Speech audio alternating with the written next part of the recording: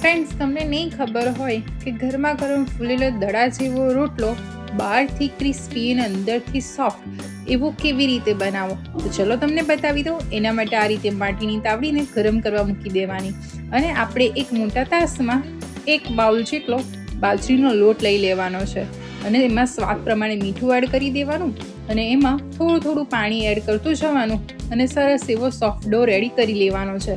આપણે પાણી નોર્મલ ટેમ્પરેચરવાળું જ યુઝ કરવાનું છે અને આ રીતે સરસ એવો સોફ્ટ ડો રેડી કરી લેવાનો. સોફ્ટ ડો સરસ રેડી થઈ જાય એટલે આ રીતે હથેળીની મદદથી એને 3 થી 4 મિનિટ બરાબર મસળી લેવાનો. આ પ્રોસેસ કરવાથી જ રોટલા સરસ એવા ફૂલશે બી ખરા અને સોફ્ટ બી થશે.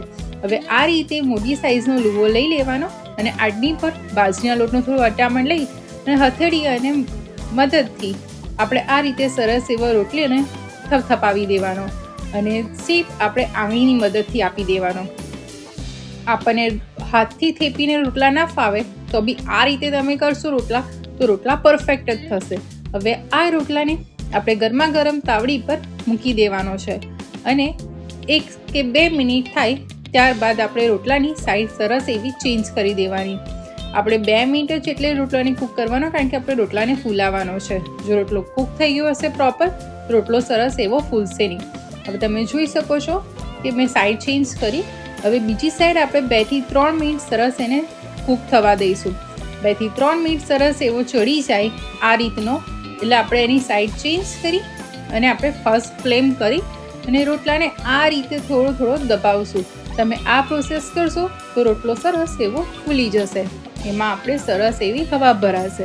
તો આ રીતે કરીએ તો તમે જોઈ શકો છો કે રોટલો સરસ એવો ફૂલવા માંડ્યો છે. આપણે 2 થી 3 મિનિટ થઈ એટલે આ બધી સાઈડથી રોટલો ફૂલી ગયો છે.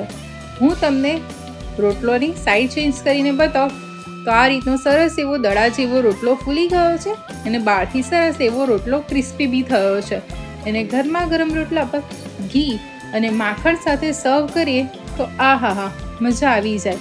હું રોટલાને તોડીને બી બતાવું તો સરસ એવો ક્રિસ્પી થયો છે અને એના બંને લેયર છૂટા થાય એવો સરસ ફૂલેલો બાજરીનો રોટલો રેડી થયો છે. તો આ બાજરીનો રોટલો તમારા ઘરે ચોક્કસથી બનાવજો. Good bye.